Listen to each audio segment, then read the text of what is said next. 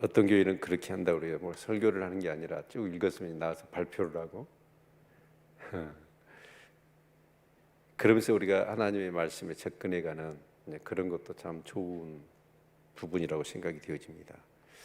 일방적으로 제가 설교에서 그냥 설교를 전하면 여러분 듣는 입장만 되어지면 사실 하나님의 말씀에 대한 어떤 그런 막 그 사모하는 마음들이나 그런 것들이 너무 수동적인 것 같아요. 저는 이 말씀을 이렇게 보면서 9절에 있는 말씀이 굉장히 마음에 닿았습니다. 9절을 한번 읽어볼까요? 시작. 그날에 말하기를 이는 우리의 하나님이시라 우리가 그를 기다렸으니 그가 우리를 구원하시리로다. 이는 여호와시라 우리가 그를 기다렸으니 우리는 그 구원을 기뻐하며 즐거워하리라 할 것이며. 이 기다린다는 표현이 두 번이나 나오거든요. 24장부터 27장까지는 이사야의 묵시록이 됐습니다. 종말론이죠. 자, 그런데 이 이사야 아마 이제 이 환상을 보지 않았겠어요? 종말에 대한 내용이니까 이사야가 그렇게 환상을 보았는데 이사야는 기다렸다는 거예요. 뭘 기다렸을까요? 하나님을 기다렸어요. 여러분, 우리 교회 공동체는 어떤 공동체일까요? 요한계시록 22장 20절의 말씀을 보면 이것을 기록한 자가 속히 오시리라. 주님이 속히 오신다고 그랬죠. 그때 아멘 주 예수 오시옵소서. 사실은 교회 공동체는 주의 재림을 기다리는 공동체지요. 여러분 기다린 게 있나요? 사실 우리 신앙생활은 기다리는 거예요. 뭘 기다리죠? 기도하고 응답을 기다리기도 하고. 사실은 내 일방적으로 뭔가 성경을 여러분 공부하고 하는 게 아니잖아요. 하나님이 인격자시고 내가 믿는 믿음의 대상이며 그분은 정말 우리와 교통하기를 원하시거든요. 그리고 또 주님은 구속의 역사를 이루시고 부활 승천하셔서 하나님 보좌의 우편에 계시면서 다시 오신다고 그랬거든요. 그래서 우리는 정말 주의 재림을 기다려야 돼요. 그래서 우리를 뭐라고 그래요? 신부라고 얘기하지 않습니까? 신랑 되신 예수 그리스도를 기다리는 신부된 공동체가 바로 교회이거든요. 그런데 과연 정말 우리가 믿음 생활을 하면서 주님이 오신다고 그랬고 속히 오신다고 그랬거든요. 그런데 그 주님을 기다리고 있느냐는 거예요. 어떻게 보면 정말 신랑이 올 건데 기다리지도 않는다면 지금 나는 어쩐 거예요? 신랑이 아니라 또 다른 신랑을 지금 내가 만나고 있는지도 몰라요. 근데 이 이사야는 정말 기다렸다는 거예요. 그것도 두 번이나 표현하면서. 그 말은 뭔 말이에요? 간절히 기다렸는데 그 하나님이, 그 기다렸던 하나님이 그렇게 말씀하셨고 그 옛적에 정하신 뜻대로 그 모든 것을 다 이루시고 그 계획하고 언약한 대로 주님이 오셨다는 거예요. 그래서 너무 기뻤어요.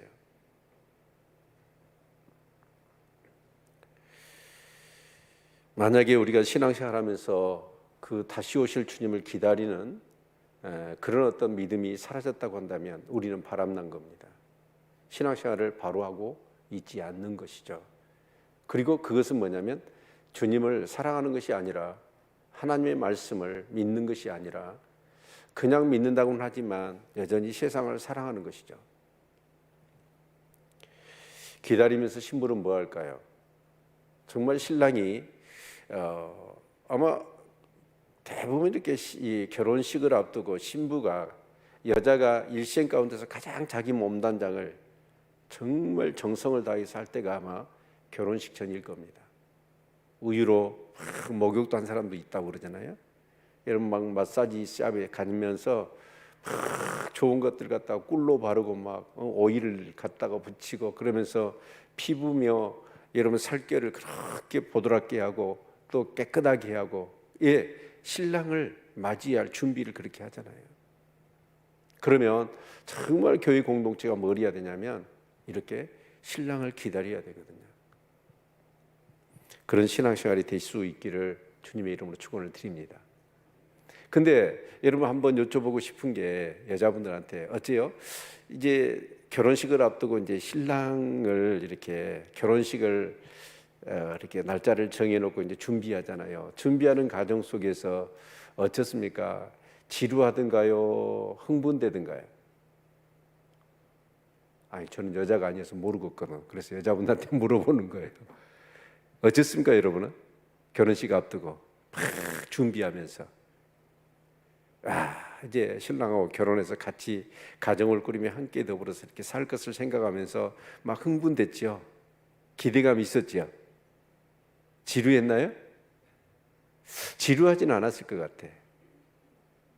여러분 우리가 주님 오심을 기다리는데 그 기다리는 과정이 지루할까요? 흥분될까요? 네. 정말 만날 것을 생각하면서 막 준비한 사람들은 그 만남을 학수고대하고 흥분되고 소망 가운데 기다리지 않겠습니까? 그런 신앙생활이 되었으면 좋겠습니다. 아멘. 근데 우리가 이제 착각하는 것 중에 하나가 이런 것 같아요. 이제 이렇게 주님이 오신다. 그런데 지금까지 지금 많은 경우 주님이 언제 몇 월 몇 년 몇 월 며칠에 오신다라고 해가지고 우리가 많이 속았잖아요. 속다 보니까 어쩌냐, 양치기 소년처럼 별로 우리가 이제 기다리지를 않는 것 같아요. 그리고 또 우리 때야 설마 오실까 이런 생각들이 있는 것 같고요. 그런데 우리는 꼭 기억해야 돼요. 우주적으로 주님이 재림하시지 않는다면 우리가 주님 앞에 갑니다. 근데 주님이 오실 때나 우리가 주님 앞에 설 때나 한 번 주는 건 사람에게 정하신 것, 그 후에는 심판이 있거든요. 다 심판을 받을 거예요. 그렇죠? 네. 그런데 주님 앞에 설 때 과연 여러분 정말 자신 있게 감사하며 정말 그렇게 설 수 있을까? 네, 엊그저께 권능교회 목사님을 통해서 이런 간증을 들었어요. 거기에 김경선 장로님이 소천하셨거든요. 소천하셨는데 이렇게 건강하셨어요. 정말 건강하다가 갑자기 몸이 안 좋아서 이렇게 한국 병원에 가서 해봤더니 큰 병원으로 가라고 그래서 전대병원을 갔더니 악성 백열병이었습니다. 그래서 그렇게 아프기 시작한 지 불과 며칠이 안 됩니다. 그냥 이렇게 자리에 눕고 때로는 의식도 잃어버리고 음식을 먹지도 못하고 그러다가 이렇게 가셨거든요.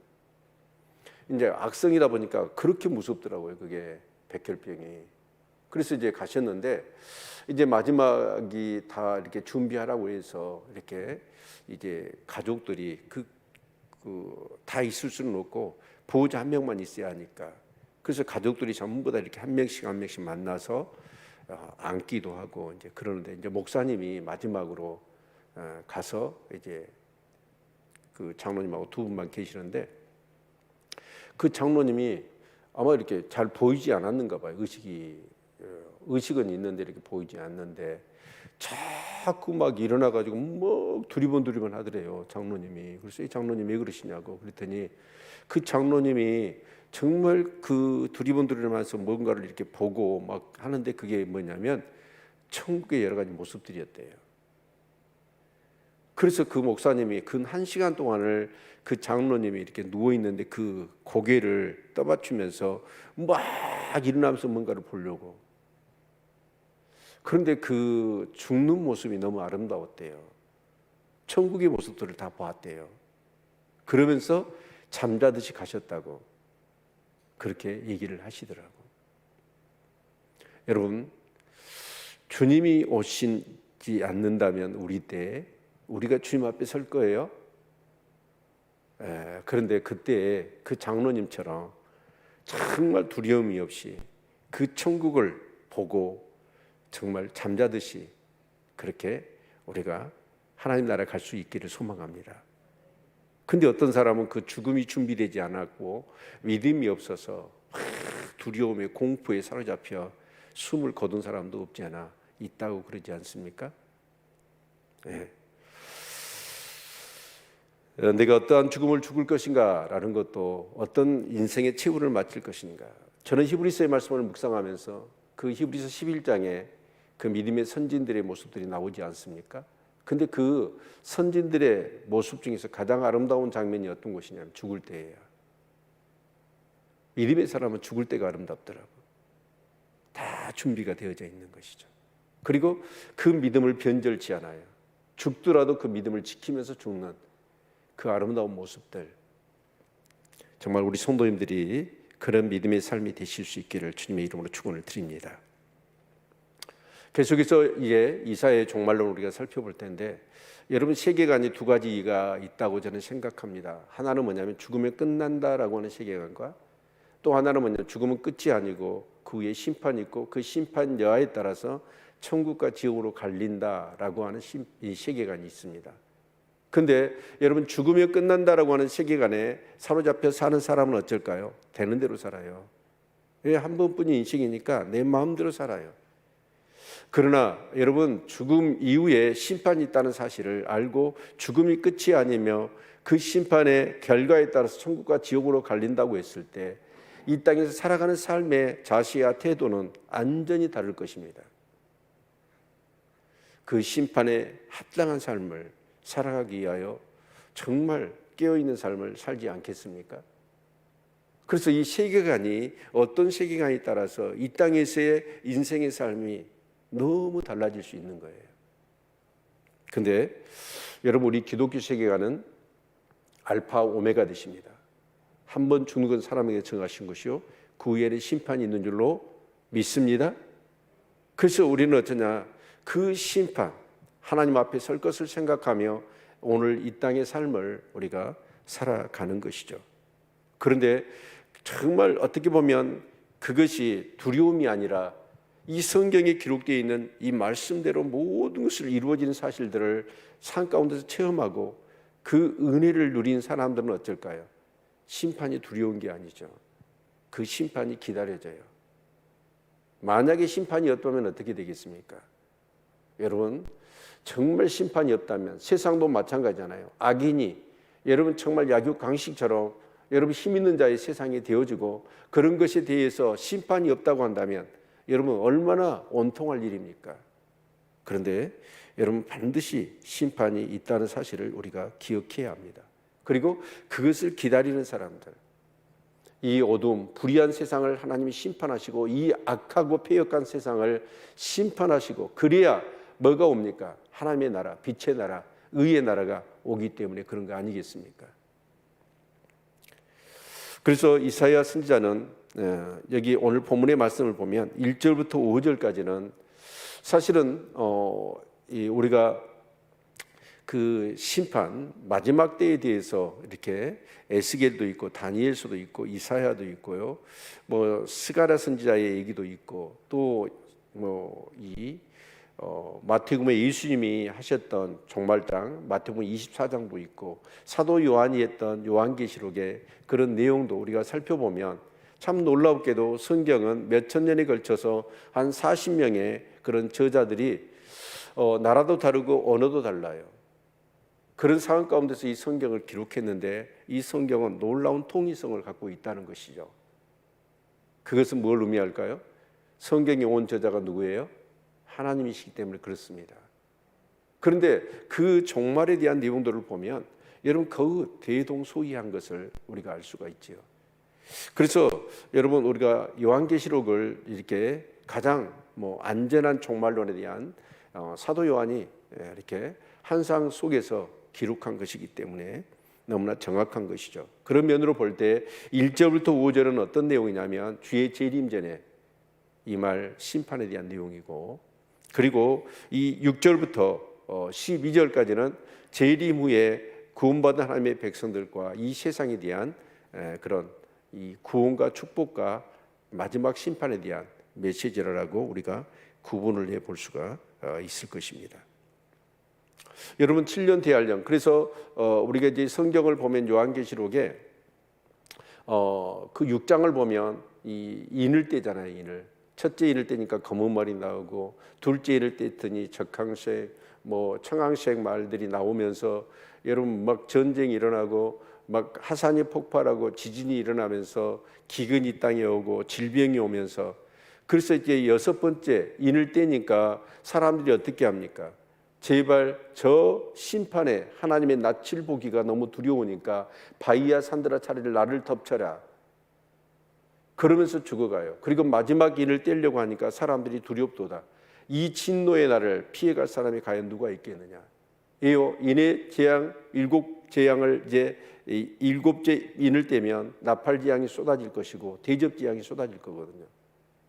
이런 어떤 무서운 그런 심판에 그런 메시지가 있는 것을 우리가 보게 되어질 때 1절부터 5절은 주의 재림전에 임할 이 세상 가운데 있는 하나님의 무서운 심판을 말씀하고 있습니다.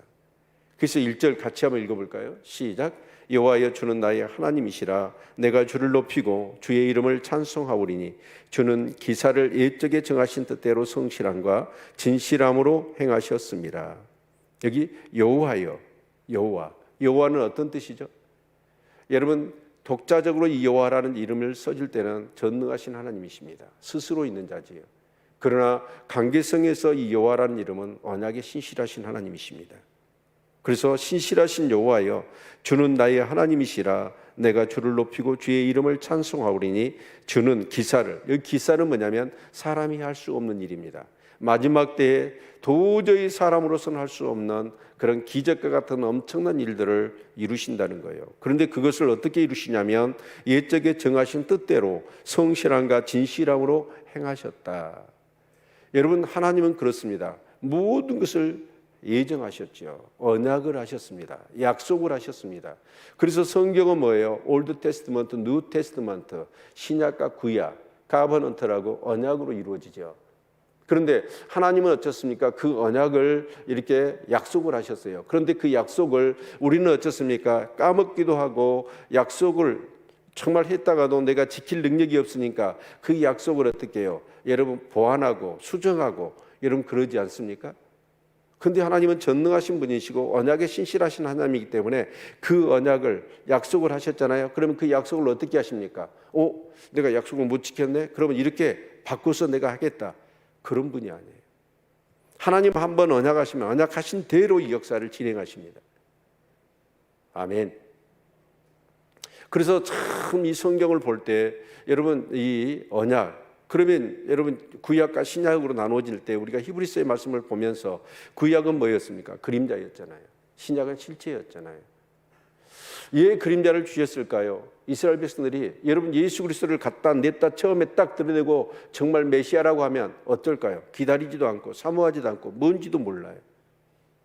그런데 예수 그리스도를 약속하시고 거기에 따른 그림 언어로 아직 어리니까 정말 죄가 무엇인지, 죄로부터 사함을 받는 것이 무엇인지라는 것들을 그 구약의 제사나 절기나 이런 모든 안식일이나 그런 것들을 통해서 이스라엘 백성들이 어린 양을 잡아서 제사를 드리는 그런 것들을 그림 언어로 정말 이렇게 통해서 하나님의 은혜를 체험하도록 그렇게 하신 것이죠. 그런데 하나님께서는 그 약속을 어디다 담아 놓으셨어요? 이 성경에다 기록하셨을 뿐만 아니라 그 하나님의 언약을 역사의 그 수레바퀴에 넣으셨습니다.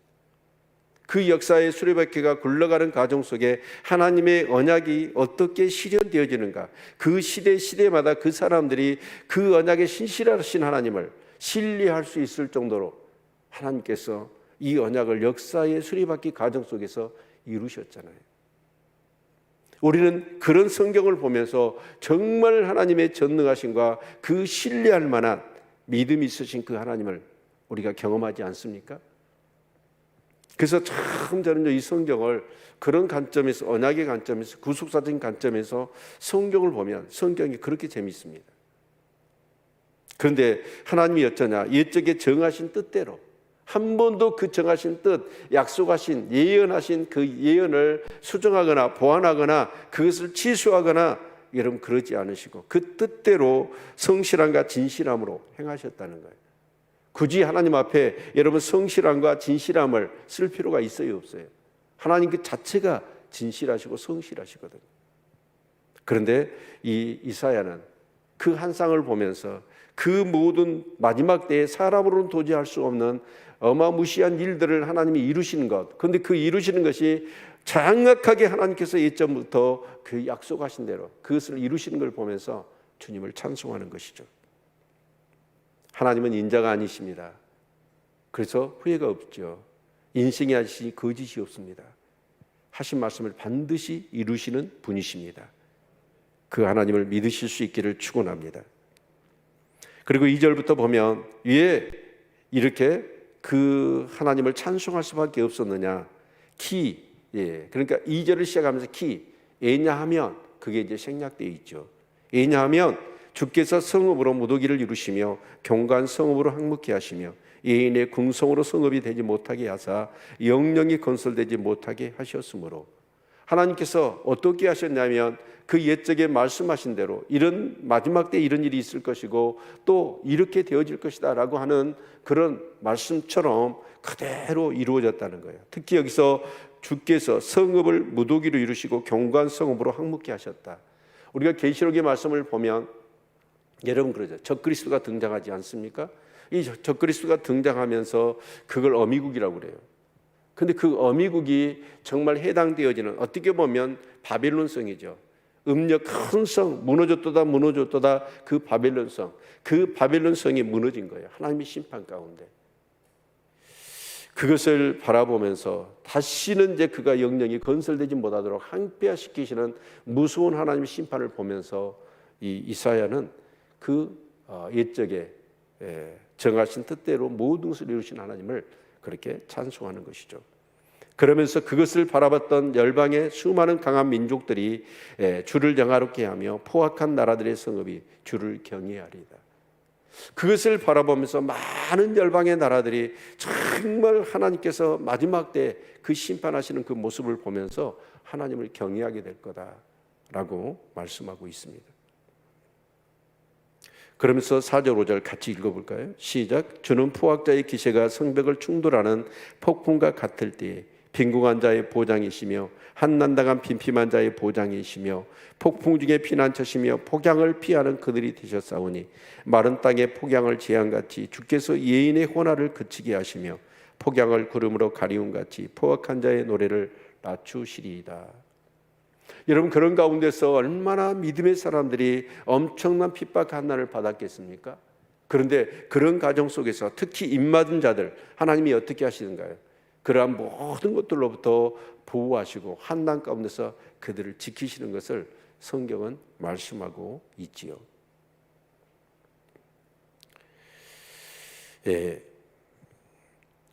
사랑하는 성도 여러분, 그렇습니다.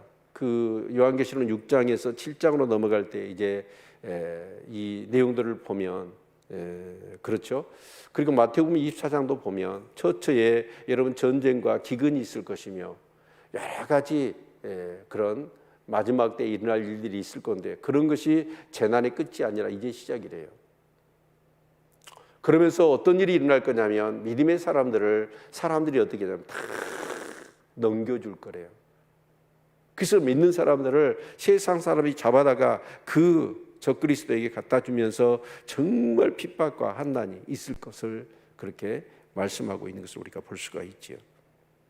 그런데 그런 가운데서도 하나님이 어떻게 해요? 하나님의 사람을 지키신다. 물론 그 중에서는 정말 영광스럽게 순교를 당하는 사람들도 있겠지요. 그런데 여러분 기억하실 수 있기를 바랍니다. 이 세상에 인류가 쌓아놓은 정말 이 바벨론 성과 같은 여러분 이 문화와 과학과 인간의 이성을 통하여 이루는 엄청난 이런 이렇게 화성과 여러분 옛날엔 달나라뿐만 아니라 화성을 왔다 갔다 하고 여러분 정말 인류가 이 과학이 만들어 놓은 문명과 이 찬란한 엄청난 성취의 이 모습 앞에 어떤 사람들은 그렇게 얘기를 합니다. 와, 이런 세상 속에서 어떻게 신이 있다고 그러느냐. 말도 안 되는 소리 하지 말라고 그럽니다. 그러면서 인간이 이루는 어떤 업적과 그 과학과 그 모든 그런 문화의 성취를 찬양하는 사람들이 있습니다.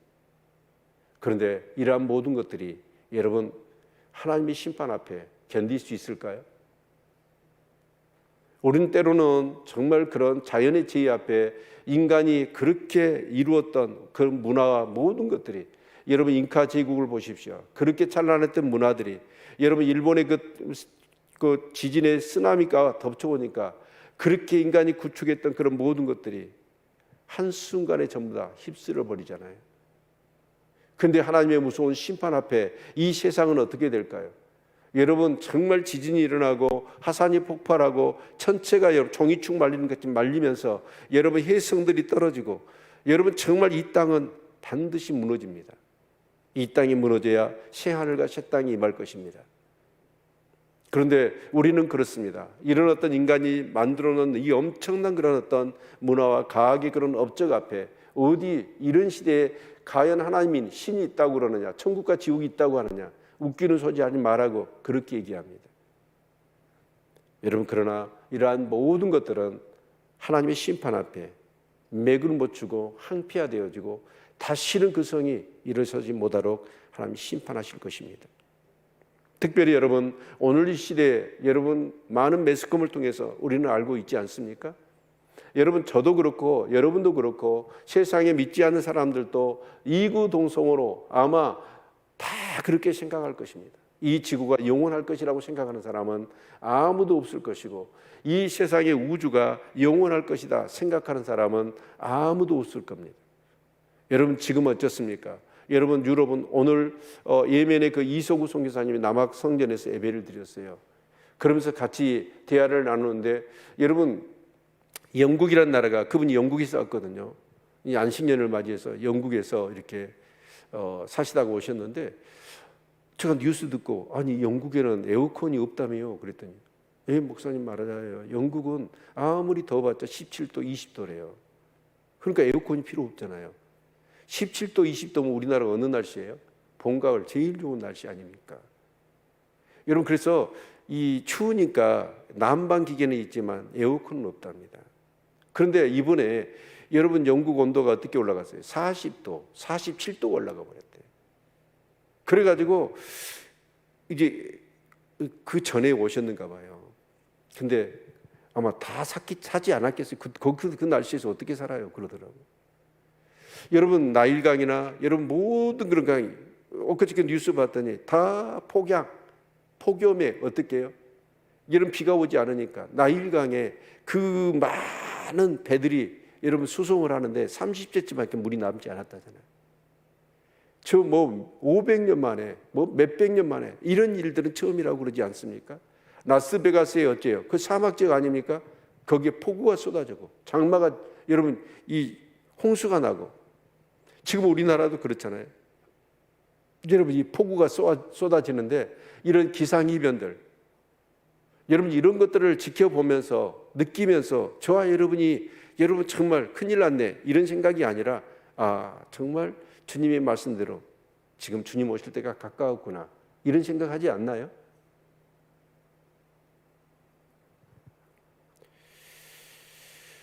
여러분, 그 가나안 땅에 들어가서 너희들이 그 가나안의 풍속과 그 애굽의 풍속을 따르지 말아라. 그렇지 않으면 그 땅이 너희들을 토하여 내칠 거다. 아마 인간의 탐욕, 인간의 어떤 그런 욕심, 그건 무분별한 어떤 그런 탐욕 때문에 이 땅이, 이 지구가 더 이상 우리를 견디어내지 못하고 여러분 우리를 토해내는 것 같아요. 2050년이 되어지면 기후학자들이 그렇게 얘기합니다. 기후 난민이 10억 명 이상이 발생할 거다. 여러분, 이 땅은 무너져야 합니다. 그리고 새하늘과 새 땅이 그리야 오는 것이죠. 그래서 그런 심판이 있을 것을 말씀하고 6절 이후의 내용을 보면 어떤 말씀이냐면, 이제 심판 이후에 그런 말씀을 하고 계시죠. 자, 6절 같이 한번 읽겠습니다. 시작. 만군의 여호와께서 이 산에서 만민을 위하여 기름진 것과 오래 저장하였던 포도주로 연회를 베푸시리니 곧 골수가 가득한 기름진 것과 오래 저장하였던 맑은 포도주로 하실 것이며. 이런 만군의 여호와께서 뭐 하신다는 거예요? 이 산이 어떤 산이에요? 여호와의 산이죠. 여러분, 거기서 뭐 하냐면 만민을 위하여, 여기서 이 만민이 누구냐면 모든 사람이 아니에요. 하나님이 택하시고 구원받은 하나님의 백성을 얘기하는 겁니다. 그것을 위하여 기름진 것과 오래 저장하였던 포도주로 연회를 베푼다. 그러니까 큰 잔치를 베푼다는 거예요. 우리 흔히 뭐라고 그러죠? 그걸 천국잔치라고 그러잖아요. 그 천국잔치를 하나님이 베이스래요. 근데 그 잔치에 있어서 여러분 기름진 것, 여러분 그냥 우리 삼겹살 정도가 아니라 뭐죠? 마블이 가득하게 있고 기름기 있는 소고기 있잖아요. 그런 걸 해가지고 가장 오래된 포도주. 여러분 서양에 있어서 잔치에 있어서 핵심이 뭐죠? 포도주입니다. 그 포도주는 뭘 의미하죠? 희락, 기쁨을 얘기하거든요. 그래서 이 외국 사람들은 잔치에, 전라도 잔치에서는 뭐가 빠지면 안 돼요? 홍어가 빠지면 안 되지만 여러분 외국 사람들 잔치에는 반드시 포도주가 있어야 돼요. 근데 이 포도주가 두 번이나 강조되어 있더라고. 오래된 포도주, 극상품의 포도주죠. 그러니까 최고의 희락과 기쁨을 있는 그 잔치를 여실 것이다 라고 말씀하고 있는 것이죠. 여러분 이 천국 잔치에 모두 참여한 우리 성도님들 되시기를 주의 이름으로 축원을 드립니다. 아멘. 우리 여름 성경학교 수련회 하면 천국 잔치라고 하잖아요. 왜 그럴까요? 정말 하나님의 은혜를 베푸시는 그 잔치이기 때문에 그러지 않습니까? 그리고 7절 보면 또 이 산에서 모든 민족의 그 가리어진 면박과 열방의 그 덮인 휘장을 제하시며. 여러분 이게 그 산에서 잔치가 벌어지면서 주님이 오셔서 이제 천국으로 우리가 들어가는 거 아니겠습니까? 천국 잔치니까. 근데 그 천국 잔치에서는 어쩌냐? 여러분 모든 민족의 그 가리어진 면박과 열방의 그 덮인 휘장을 제하신다는 거예요. 여러분 면박과 휘장은 뭐예요? 가리는 거잖아요. 우리가 이 땅에서 정말 성경을 보지만 한 쌍을 보고 예언을 하지만 그런 모든 것들은 어떻습니까? 부분적이에요. 아무리 성경에 능통하고 성경을 쪼개고 성경의 깊이를 더해보지만 그래서 그 성경을 통해서 하나님의 말씀과 하나님이 앞으로 행하실 그 모든 역사에 대해서 우리가 알아가지만 그것은 어디까지나 부분적이더라고요. 그런데 정말 천국에 가서 하나님의 영광을 보게 되고 그 천국을 보게 되면 그건 어떻게 될까요? 이제 면박이나 휘장에 가려져 있어 정말 부분적으로 보는 게 아니라 여러분 얼굴과 얼굴을 보는 것 같이 보게 될 겁니다. 그런 은혜가 있기를 축원합니다. 아마 이 땅에서는 왜 그렇게 부분적으로만 그렇게 하셨을까? 확 좀 보여주면 안 될까? 아마 그거 보면 우리가요 그냥 미쳐버릴 거예요. 그 영광에 취해가지고. 우리 고린도전서 13장을 한번 볼까요? 고린도전서 13장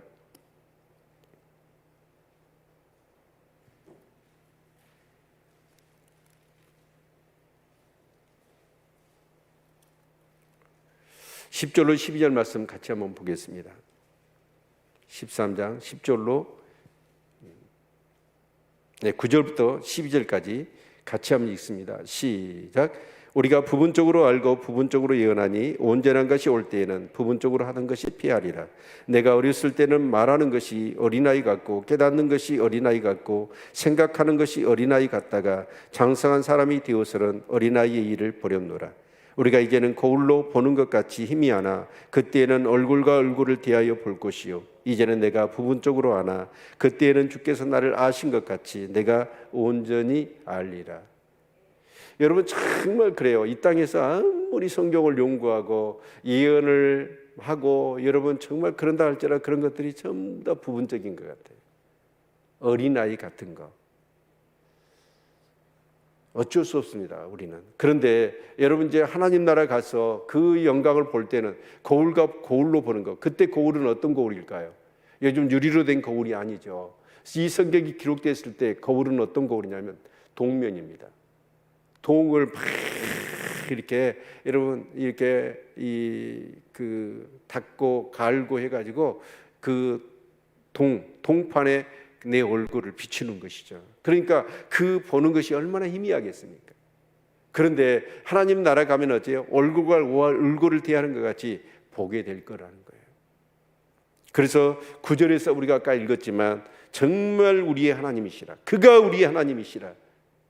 그 하나님을 만나는 그 하나님의 임재 앞에 정말 하나님의 얼굴을 대면하는 그 감격, 그 즐거움, 그 구원의 기쁨이 우리 가운데 가득할 것이죠.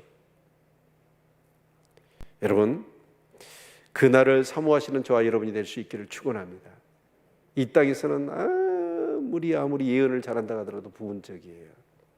그러나 하나님 나라 가면 그 모든 것들이 아마 성경의 퍼즐들이 그냥 하나의 그림자처럼 정말 겉면에 그 희미하게 면박에 가리워져서 부분적으로 보았던 것들이 이런 거였구나, 이거였구나, 아마 확연하게 그 실체를 우리가 깨닫게 되어질 것입니다. 그리고 8절 같이 한번 읽겠습니다. 시작. 사망을 영원히 멸하실 것이라 주 여호와께서 모든 얼굴에서 눈물을 씻기시며 그 백성의 수치를 원천하에서 제하시리라. 여호와께서 이같이 말씀하셨느니라. 여러분, 뭘 제하신대요? 사망을 어떻게 해요? 영원히 멸하신다. 다시는 죽는 것이 없습니다. 아멘. 네. 역시나 우리 고린도전서 15장 한번 같이 봅시다. 고린도전서 15장 52절로 53절 말씀 같이 한번 볼까요? 50절부터 봅시다. 50절부터. 50절부터. 형제들아, 내가 이것을 말하노니 혈과 육은 하나님 나라를 유업으로 받을 수 없고 또한 썩은 것은 썩지 아니한 것을 유업으로 받지 못하리라. 보라, 내가 너희에게 비밀을 말하노니 우리가 다 잠잘 것이 아니요 마지막 나팔의 순식간에 호련히 다 변화하리니.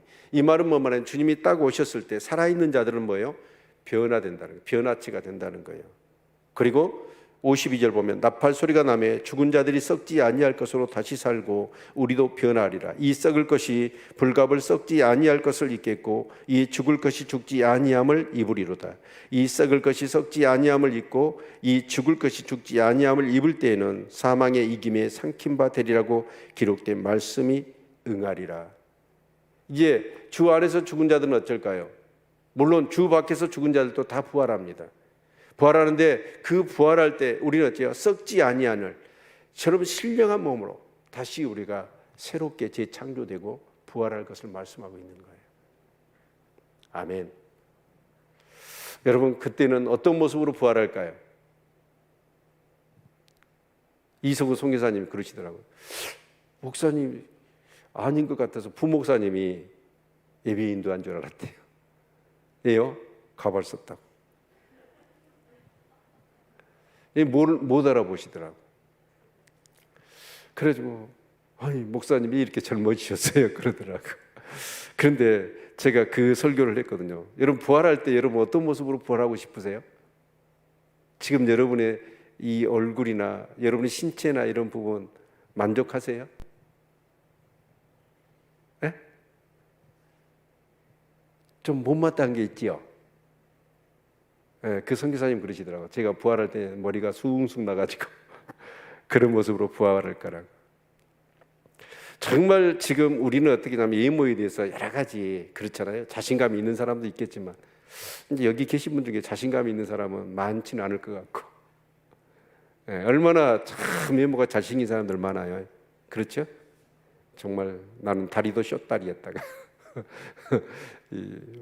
그런데 정말 하나님께서 우리를 부활체, 변화체, 살아있는 사람은 변화되고 죽은 사람은 부활체가 될 텐데 그 모습을 아마 우리가 가장 기뻐할 수 있는 그런 모습으로 새롭게 새로운 어떤 몸을 주실 줄로 믿습니다.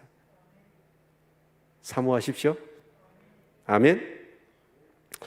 이 천국 가면 외모에 대한 뭐 이렇게 트러블이 있을까요? 그런 것도 없겠죠. 하나님이 보시기에 힘이 좋으신 모습으로 우리가 변화되고 부활할 줄로 믿습니다. 그래서 그 몸은 어쩌냐? 영원히 죽지 않는 몸, 그 몸을 우리에게 주실 것이라고 말씀합니다. 거기는 늙는 거나 여러분 정말 썩는 거나 그런 게 없어요. 그때는. 그리고 두 번째로 뭐냐면 주 여호와께서 그 모든 얼굴에서 눈물을 씻기신대요. 여러분 평생에 살아오면서 흘렸던 눈물은 어느 정도 될까요? 몇 대박 될까요? 무엇 때문에 눈물을 흘리셨나요? 슬퍼서, 정말 안타까워서, 내 한계 때문에, 내 연약함 때문에, 정말 억울함 때문에 여러 가지 눈물을 우리는 수없이 이 땅 가운데서 흘리지 않습니까? 근데 하나님 나라 가면 어째요? 그 눈물을 씻기신대요. 그 눈물을 씻긴다는 말은 무슨 의미입니까? 이 땅에서 살았던 것을 이루하실 뿐만 아니라 앞으로 그 하나님 나라에서의 삶은 다시는 눈물을 흘리지 않는 여러분 슬픔 대신에 우리에게 뭐예요? 하간을, 기쁨의 하간을 씌워 주실 줄로 믿습니다. 거기에는 누구에 대한 원망도 없지요. 정말 누구에 대한 분노도 없지요. 정말 억울함도 없지요. 슬픔도 없지요. 영원히 그 하나님 나라에서는 기뻐하고 즐거워할 수 있도록 하나님께서 우리의 눈물을 얼굴에서 다 씻어 주신다고 말씀합니다. 그리고 그 백성의 수치를 온 천하에서 제하시리라. 여러분 정말 우린 또한 이 부끄러움이 있지 않습니까? 정말 잘하고 싶은데 나의 어떤 그런 연약함 때문에, 나의 어떤 무능력 때문에, 나의 게으름 때문에, 정말 내 욕심 때문에 그렇게 수치스러운 짓을 우리가 얼마나 했고 얼마나 부끄러움을 감추고 살고 있습니까? 그런데 천국 가면 어쩌냐? 그 모든 수치, 부끄러움이 없도록 다 제하여 주신대요. 우리가 행하는 것들마다 하나님이 기뻐하시고 내 스스로도 정말 즐거워하고 하나님이 영광 받으실 만한 그런 성품과 그런 성향의 사람으로 우리를 새로운 피조물로 삼아 주실 줄로 믿습니다. 네, 다 표현할 수는 없지만 정말 그 하나님 나라 천국 잔치에 그 기름진 것으로 그 희락의 그 포도주를 같이 마시며 정말 이 땅에서 우리가 수없는 열악한 것과 정말 한계와 그런 많은 문제 때문에 흘렸던 눈물, 정말 수치, 그런 부끄러운 것들, 부분적으로 알았던 것들, 그런 것들을 싹 제하시고 완벽하고 온전하게 하실 것이다 라고 말씀하고 있는 것이죠. 이 천국을 사모하십니까? 근데 이 천국 임하기 위해서는 누가 오셔야 돼요? 주님이 오셔야 돼요. 그리고 주님이 오시지 않는다면 우리가 주님 앞에 갈 것입니다. 그래서 9절은 다시 이렇게 같이 한번 읽어보죠. 시작. 그날에 말하기를 이는 우리의 하나님이시라. 우리가 그를 기다렸으니 그가 우리를 구원하시로다. 이는 여호와시라. 우리가 그를 기다렸으니 우리는 그 구원을 기뻐하며 즐거워하리라 할 것이며. 여기서 기다린다는 표현을 두 번이나 하고 있어요. 야, 내가 기다렸던 하나님, 그 하나님이 이분이시다. 많은 사람들 앞에서 정말 내가 기다렸던 그 하나님, 변치 않으신 하나님, 그 신실하시고 좋으신 하나님, 그 하나님 역시 말씀하신 대로 정말 그 모든 것을 이루시고 오셨다라는 것이죠. 여러분, 기다리고 기다려서 그 기다릴수록 사모치는 정아. 제가 그 동백꽃 그 시를 읽으면서 그 문구 중에 항상 그 기다릴수록 사모치는 정아라는 말이 제가 그 식구 속에서 그걸 다 외웠는데 세월이 지나면서 잊어버렸어요. 근데 그 부분만은 그 기다릴수록 사모치는 정아. 여러분 기다린다는 게 여러분 마냥 진짜 믿고요 사모하면요 기다리는 게 지루하지 않습니다. 그리고 오히려 그 그리움 때문에 그냥 딱 실물을 보는 것 말고 기다리고 기다리면서 그 마음속에서 묻히고 묻힌 그런 어떤 정말 사모함이 더욱더 승화되고 승화되어서 그래서 만났을 때 그 기쁨은 엄청 큰 거잖아요. 사실 우리 신앙생활은 기다림인 것 같아요. 제가 그 고등학교 때 그 앙드레 지드가 썼던 좁은 문이라고 하는 그 소설을 제가 읽으면서 참 그 기다림을 그 연인 사이의 그 기다림을 아름답게 묘사했더라고요. 근데 그 기다림이 지루하거나 짜증나지 않고 그 기다리고 기다릴수록 진짜 사모하는 마음이 더욱더 그리움이 사무쳐서 그래서 그 그리움이 승화된 가운데서 고조된 가운데서 그 연인을 만났을 때 그 기쁨 그건 너무 큰 거거든요. 그 아내하고 데이트를 할 때도 제가 그랬던 것 같아요. 항상 이렇게 약속 시간을 정하면 늦기도 하고 빨리 가기도 하고 그러면서 기다릴 때가 있잖아요. 기다리면 그 내용들을 생각하면서 항상 좀 늦더라도 이렇게 지루해하거나 그렇지 않고 기다리면서 더 막 그리워하는 그때 불렀던 찬양이 당신을 기다리는 열처녀 등불처럼 그 찬양을 막 하면서 기다렸던 것 같아요. 여러분 주님은 오십니다. 아멘. 그런데 그 주님을 기다리는 사람 그 기다려야 그 만남이 더욱더 감격스럽고 기쁨이 있지 않겠습니까? 여러분 정말 주님 기다리세요? 바람난 거 아니에요? 아예 주님은 기다리지도 않고 그냥 매너리즘에 빠져서 신앙시험만 하고 있고 여전히 세상 것에 대한 그런 목마름으로 세상에 여러분 향하여 여러분 분주하게 우리가 살고 있지는 않는지 여러분 내 자신들을 돌아볼 수 있기를 바랍니다. 이사야는 뭐냐? 기다리고 기다렸다는 거예요. 그런데 그 기다렸던 그 기다림이 그 기다림 속에서 사모함으로 자리하고 있었는데 그 기다림 속에서 그 주님을 만나니 얼마나 기뻤겠습니까? 그래서 말하기를 이는 우리의 하나님이시라, 이는 여호와시라. 내가 그 하나님을 기다렸더니 그 하나님이 오셨다는 것. 어떻게 보면 우리 신앙생활이 그런 생활이 되어질 수 있기를 소망합니다. 아멘. 그래서 그 구원을 기뻐하며 즐거워한다는 거예요. 너무 하나님 정말 여러분 기다리고 그 기다림 가운데서 준비되어 그 주님을 만났을 때 그 감격 기쁨. 근데 여러분 정말 한번 생각해 보십시오. 오늘 저녁에 주님이 딱 오셔요. 그럼 여러분 어떠시겠어요? 기쁘고 즐겁고 막 웰컴 환영합니다. 그래서 뭐 주님 안아주세요. 그러실 것 같으세요? 아니면 좀 겁나세요? 네? 겁나면 이거 안 되는 거예요? 네, 기다리지도 않았고 헛짓했던 거예요. 그래서 주님이 오시면 두려운 거지요. 그런데 기다리는 사람은요, 주님이 오시면 그렇게 반갑고 기쁜 것이죠. 그런데 10절부터 12절의 말씀은 어떤 말씀이냐면 기다리지 못한 사람들에 대한 얘기입니다. 그래서 10절에 보면 여호와의 손이 이 산에 나타나시리니 모압이 거름물 속에 초계의 밟힘같이 자기 초소에서 밟힐 것인즉. 여기서 이 모압은 누굽니까? 아브라함의 조카 롯의 큰아들 아닙니까? 어떻게 보면 이 모압은 하나님을 알 만한 모든 것들을 갖춘 사람입니다. 그런데 하나님을 인정하지 않아요. 어떻게 보면 하나님을 인정하지 않는 세상을 대변하는 사람이 바로 모압 족속입니다. 그런데 저는 그렇게 생각합니다. 여러분 마지막 때가 된다고 생각합시다.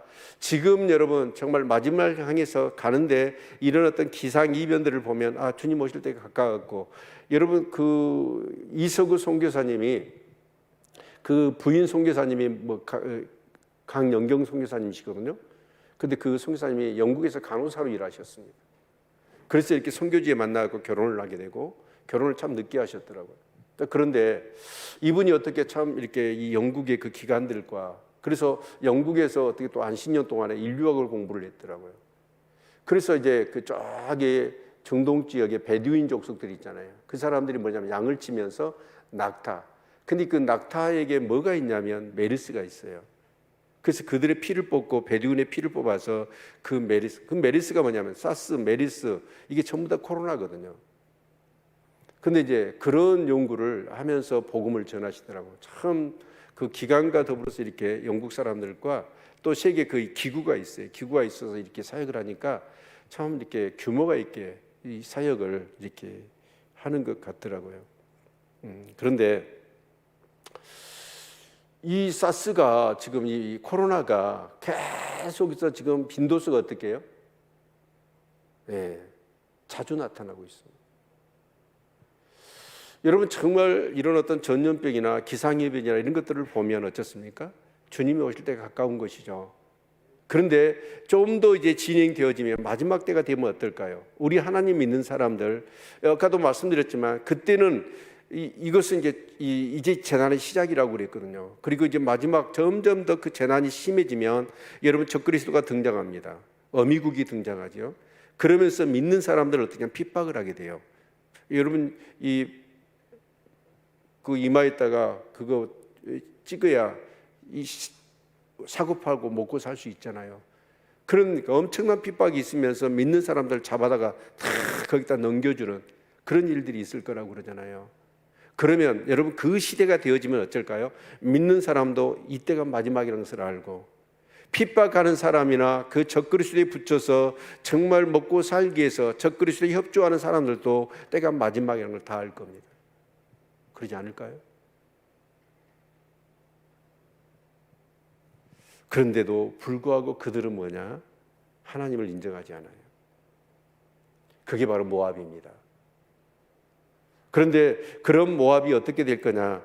여러분, 거름물 속에 초계의 밟힘같이 자기 초소에서 밟힐 것이다. 이 거름물이 뭐냐면, 여러분 이 성경을 번역할 때 여러분 정말 이렇게 선비들이 번역을 해놔서 그냥 좀 조속한 단어는 빼버렸어요. 의역을 했다고요. 이게 뭐냐면 똥물입니다. 똥물. 이 초계같이, 여러분 이게 연상이 되어지더라고요. 여러분 어린 시절에 여러분 화학비료가 발전하기 전에 뭘 했죠? 거름을 만들잖아요. 거름을 어떻게 만들어요? 농사를 짓습니다. 보리대가 있고 여러분 정말 이 나라 볏짚 있잖아요. 그러면 어쩌냐? 그걸 갖다가 쌓아요. 그리고 썩히거든요. 썩히기 위해서는 뭘 해야 돼요? 합수를 갖다가 찌끄려야 돼. 합수가 뭐예요? 합수통 모르십니까? 합수가 뭐냐면 오줌물하고 똥물이 섞인 걸 합수라고 그래요. 그러면 그것을 갖다가 퍼다가 어쩌냐면 그 두엄이라고 하잖아요. 두엄더미에다가 찌끌고 거기다 또 다시 집을 막 얹어서 밟고 거기다 또 찌끌고 그래갖고 썩히는 거예요. 그런데 이 세상을 그런 가운데서 심판할 거다라고 말씀하고 있습니다. 그리고 11절도 보면 그가 헤엄치는 자의 헤엄치려고 선을 편같이 그 속에서 그 손을 펼 것이나, 여기 헤엄치는데 어디서 헤엄쳐요? 똥물에서 헤엄치는 거예요. 여러분 그 무서운 심판과 이 세상의 잿더미가 되어지는 그런 상황 속에서 여러분 살려고 발버둥을 치는 거예요. 그것을 헤엄치는 것으로 표현하고 있습니다. 그런데 그런 자들을 어떻게 해요? 그 교만과 그 손의 교활함을 눌러버리신다는 거예요. 하나님이. 그냥 교만이 뭡니까? 교만은 하나님이 없다라고 하는 사람들 아닙니까? 특별히 우리 믿음의 사람들에게 있어서 이 교만은 뭘까요? 하나님 말씀보다도 여러분 내 자신의 생각을 더 신뢰하는 사람들. 그러니까 주님이 오신다고 그랬잖아요. 한 번 정도 정하신 것이요 그 후에는 심판이 있다고 그랬잖아요. 천국과 지옥으로 갈린다고 그랬잖아요. 그런데 이런 말씀들을 어떻게 해요? 개무시하는 거예요. 어디 천국이 있고 죽으면 끝나는 건데 심판이 어디 있다고 그래? 천국과 지옥이 어디가 있어? 라고 하는 그런 사람들의 그 교만함을 하나님이 응징하신다 라고 말씀하고 있는 것이죠. 그리고 그런 사람들이 그 손의 교활함은 어떨까요? 수단과 방법을 가리지 않고 자기 배와 욕심을 채우기 위해서 정말 자기보다 약한 사람들을 얼마나 여러분 억압하고 착취하고 그랬겠습니까? 그런데 그런 것이 대하여 하나님이 철저하게 심판하실 것이다 라고 말씀하고 있는 것이죠. 그래서 너희 성벽에 높은 보장을 헐어 땅에 내리시되 진토에 미치게 하시라. 이 모든 것들을 다 하나님이 어떻게 해요? 정말 항피하게 하고 다시는 그의 모든 것들이 서지 못하도록 하나님께서 철저하게 심판하실 것이다 라고 말씀하고 있는 것이 오늘 본문의 내용입니다. 사랑하는 성도 여러분, 주님은 오십니다. 한 번 죽는 사람이 정하신 것이 그 후에는 심판이 있습니다. 이사야는 BC 730년대 사람입니다. 그런데 730년대의 사람에게 이 한상을 보여줘서 마지막 시대에 될 일들을 이렇게 보여주신 거예요. 여러분 정말 이런 말씀들이 왜 우리에게 중요할까요? 우리가 이렇게 신앙생활을 하다 보면 매너리즘에 빠지기도 하고 나사가 풀려요. 나사가 풀린다는 얘기 알잖아요. 저 사람 나사가 풀렸네. 지금 우리 교회도요 나사가 풀린 사람들 솔찬히 있습니다. 나사가 풀리면 어떻게 되는가요? 자동차가 나사가 풀렸어요. 여러분 그러면 어떻게 됩니까? 여러분 바퀴가 빠져나가더니 큰 사고가 나거든요. 그래서 어떻게 해요? 이런 말씀들을 통해서 뭐 하라는 거예요? 나사를 조이라는 거예요. 긴장하라는 거예요. 그래서 우리는 어째요? 요한계시록을 많이 읽어야 돼. 오늘 이 시대에. 그래서 여러분 풀린 내 나사를 조일 수 있기를 바랍니다. 그래서 믿음의 경주를 경주할 수 있는 정말 이 마지막 시대에 마지막 끝 미말이잖아요. 이 마지막 시대에 여러 가지 모습들을 바라보면서 정말 눈물 나요. 아침에도 새벽에도 많이 눈물이 나더라고요. 그냥 지금까지 해왔던 형식적으로 신앙생활을 하려고 하는 그런 모습들이 우리 성도들에게 너무 많이 보이는 거예요. 애절하게 정말 주님 오실 것을, 주님 앞에 설 것을 생각하며 정말 깨어있는 그리스도의 신부로서 그렇게 정말 정결하고 거룩한 몸단장하고 그 일을 위해서 신앙생활을 하는 사람들이 별로 많지 않습니다. 너무 가슴이 아파요. 정말 주님을 기다리는 신앙인지, 세상에 치에 있는 신앙인지 내 자신들을 한번 돌아보는 귀한 시간이 될 수 있었으면 좋겠습니다. 기도할까요? 여러분, 정말 주님이 오늘 밤에 오신다면 여러분 기쁨으로 맞이할 수 있겠습니까? 내가 기다렸던 주님, 정말 기다리고 기다렸던 주님이 드디어 오셨군요. 그 주님의 품에 안기면서 기뻐하고 즐거워할 수 있겠습니까? 정말 주님을 기다리시는 신앙이 맞습니까? 내가 정말 그리스도의 신부인 것이 맞습니까? 마지막 시대에 배도하는 사람들이 그렇게 많을 거라고 말씀하셨습니다. 나도 그 배도한 무리 속에 들지 않는지